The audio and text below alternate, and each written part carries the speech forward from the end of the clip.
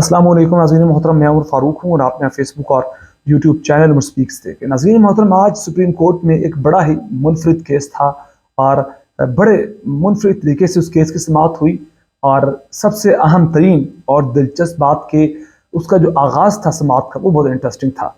उसके बाद हाथ जोड़े गए, गर्मा गर्मी हुई, तमाशा हुआ अदालत के अंदर।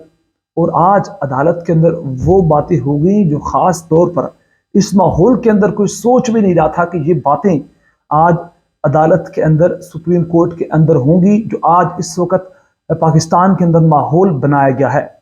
ये बातें सुनहरी हरूफ में लिखी जाएंगी तारीख के वर्कों पर। और फिर आज अदालत के अंदर वकला की आवाज़ भी एक दो जगह पर जज साहिबान से बहुत ऊंची हुई, गर्मा गर्मी हुई और मिन्नत समाजत की गई। आपस में कहा गया कि अपने मामलात को, अपने जो अदलिया की फैमिली है ना, जो अदलिया का मामला है उसके अंदर रखें, आपसी रंजिशों को आप बाहर मत लाएं। वकला की जानिब से जज साहिबान को ये बातें कहेंगी, क्यों कहेंगी, नौबत ऐसी आ चुकी थी। और कहा गया था कि इस वक्त मुल्की और अवामी मफाद को सामने रखा जाए, ना कि आप आपसी जो पर्सनल रंजिश है, कोई नाराज़गियाँ हैं या चपलिश है, उसको आप इग्नोर करें।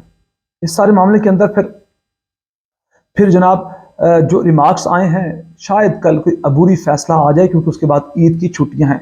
ये व्लॉग बहुत इंटरेस्टिंग होने वाला है। और फिर उसके बाद हमारे मोहतरम वज़ीर आज़म, जो शायद अच्छाई करने के चक्करों में खुद भी जूते खाते हैं, अवाम को भी जूते पड़वाते हैं, और यूरोप में उन्होंने एक ऐसी हरकत की, यानी कि हो सकता है उनका एक गुड जेस्चर अपनी जानिब से, लेकिन माशाल्लाह फिर हमारे वज़ीर आज़म हैं, उन्होंने कोई ऐसा कांड किया कि पूरा यूरोप थू थू कर रहा है इस वक्त पाकिस्तान के ऊपर।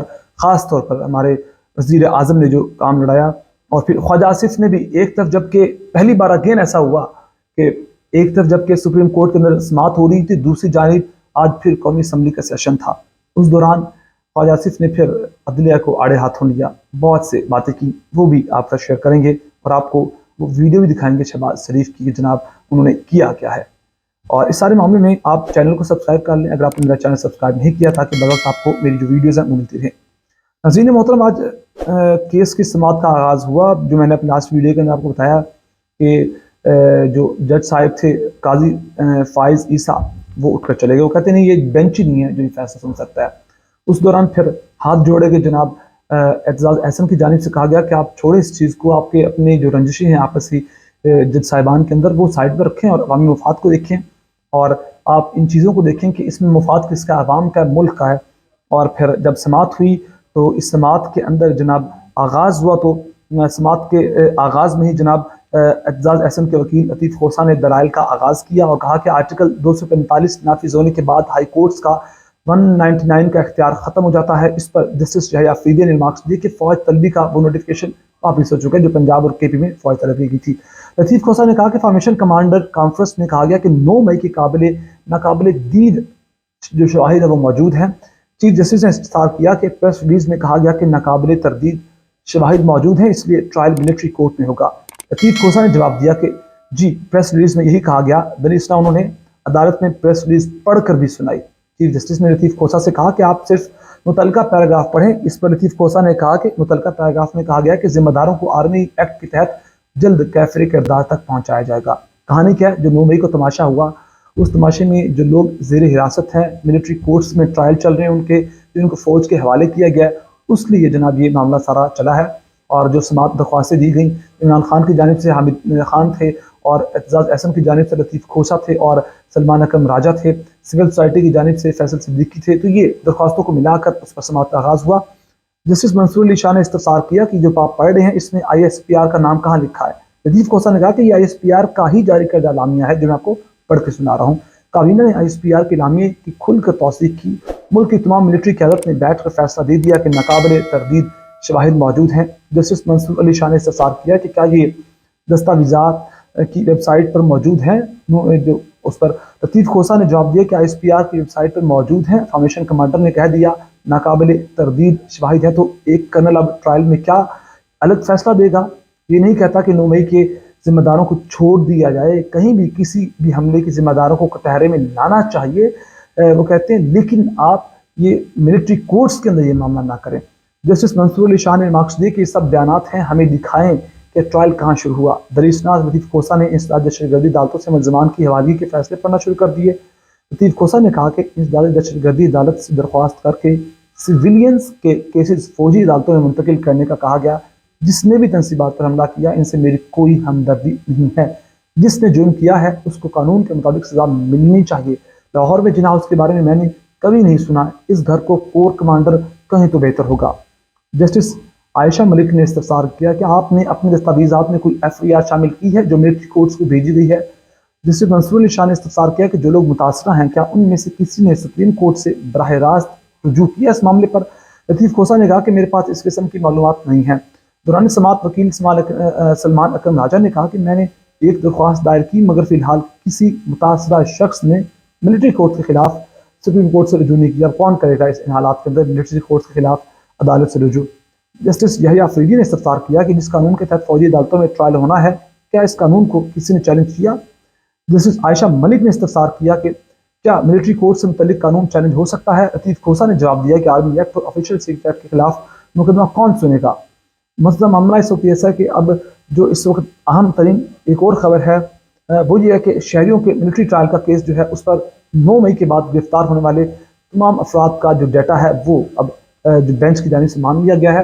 7 رکنی بینچ ہے، 9 رکنی بینچ تھا جسے طارق مسعود اور قاضی فائز عیسیٰ چھوڑ گئے۔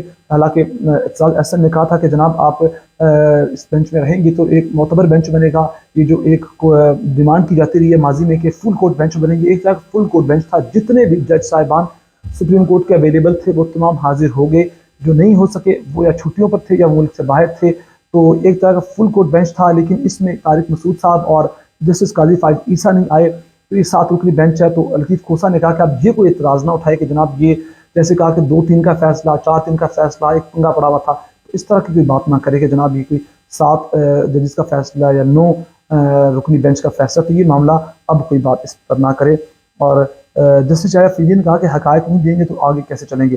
جسٹس مظاہر علی اکبر نقوی نے کہا کہ جو تمام مقدمات بنائے گئے ہیں ان کو سننے کا اختیار تو اسداد دہشت گردی عدالت کو پہلے ہی حاصل ہے۔ یہ بات ہوئی، ابھی فی الحال ڈیٹا مانگ لیا گیا ہے، اور اب خواجہ آصف نے کیا کہا وہ بتاؤں گا، لیکن اس سے پہلے یہ ویڈیو دیکھیے۔ جناب ہمارے محترم وزیر اعظم ہیں جو جب اترے فرانس میں شاید پیرس میں، تو ایک ساتھ لیڈی تھی، بارش ہو رہی تھی، انہوں نے چھتری پکڑی، اپنی طرف سے شاید انہوں نے گڈ جیسچر دینے کی کوشش کی، وزیر اعظم نے کہا نہیں جناب ہم اپنا کام خود کرتے ہیں، تو چھتری پکڑ کے لگا دی دوڑ، وہ پیچھے وہ غریب بیچاری وہ اب بارش میں بھیگ رہی ہے، پیچھے پیچھے وہی بھاگ رہی ہے، لیکن وزیر اعظم بالکل ناک کی سیٹ پہ دوڑ لگا رہے ہیں۔ تو اس پر کافی ہوا کہ جناب آپ تھوڑا احترام تو کر لیتے خاتون کا، وہ بارش میں بھیگ رہی ہے، چلو اگر آپ نے چھتری پکڑنی ہی تھی تو آپ اس کے ساتھ آ جاتے، لیکن پروٹوکول بھی ایک کوئی چیز کا نام ہے، اگر چھتری وزیر اعظم پکڑتے خاتون کے ساتھ وہ ایک عجیب معاملہ ہوتا، اور چھتری انہوں نے پکڑ لی اس خاتون سے اور پھر اس سارے معاملے کے اندر دوڑ لگا دی۔ اور اب پھر بہت سی ٹویٹس ہیں کہ جناب آپ ان کو پروٹوکول سکھائیں، وزیر اعظم بن گئے ہیں، یہ کیوں ہو گیا وہ ہو گیا، بہت سی باتیں کی جا رہی ہیں۔ آخر میں جناب خواجہ آصف کی بات کرتے ہیں۔ ایک طرف سماعت ہو رہی تھی اس کیس کی، تو دوسری جانب خواجہ آصف صاحب نے کام اٹھا کر رکھا ہوا تھا، اور خواجہ آصف نے کیا کہا؟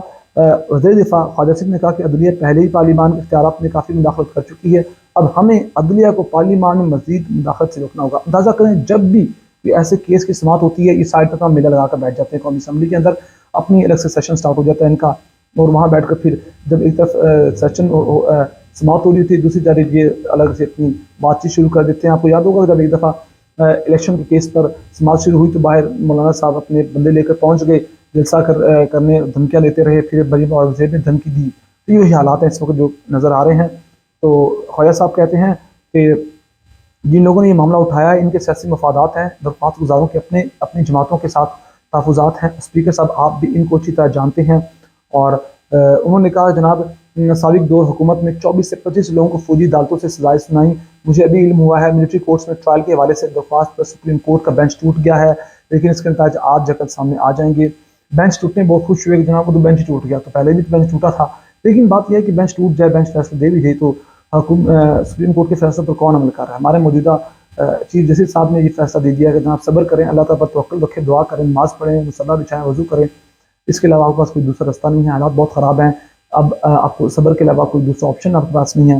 تو ان حالات میں خواجہ آصف نے کہا کہ ایک شہید کے جسد خاکی کو تو ہمارے دشمن نے بھی عزت کے ساتھ ہمارے حوالے کیا، بڑی تعریفیں کی گئی، شہیدوں کا جسموں کا غلط سلوک کیا گیا، سیاسی مقاصد تھے، عزت و وقار کو داؤ پر لگا دیا۔ تو جناب اپنے ماضی کے بیانات اٹھا کر دیکھ لیں، کس قسم کے بیانات آپ دیتے رہے ہیں، آپ فوج کو خلائی مخلوق کہتے رہے ہیں، کس قسم کے اپنے خواجہ صاحب کے بیانات ہیں، اور اب یہ ماشاء اللہ آپ کیا کہیں گے بارے میں۔ یہ ساری معلومات تھیں جو شیئر کی، سارے معاملوں میں آپ کتنی کیا رائے نیچے کمنٹ سیکشن میں آپ اپنی رائے دے سکتے ہیں۔ تو بہت سارا خیال رکھیے گا، ہمیں دعا میں یاد رکھیے گا۔ اللہ کے بعد